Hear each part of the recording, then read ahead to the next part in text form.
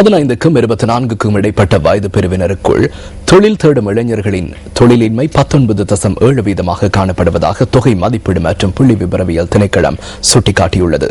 மனிதவள ஆய்வு தொடர்பான திணைக்களம் வெளியிட்டுள்ள அறிக்கையிலேயே இவ்வாறு தெரிவிக்கப்பட்டுள்ளது.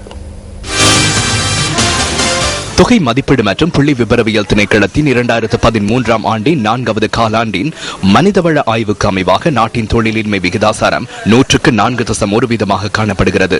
ஆனால் இளைஞர் வயது பிரிவுகளில் தொழிலின்மை விகிதாசாரம் உயர்வடைந்து காணப்படுவதாக அந்த ஆய்வுகளில் தெரிவிக்கப்பட்டுள்ளது.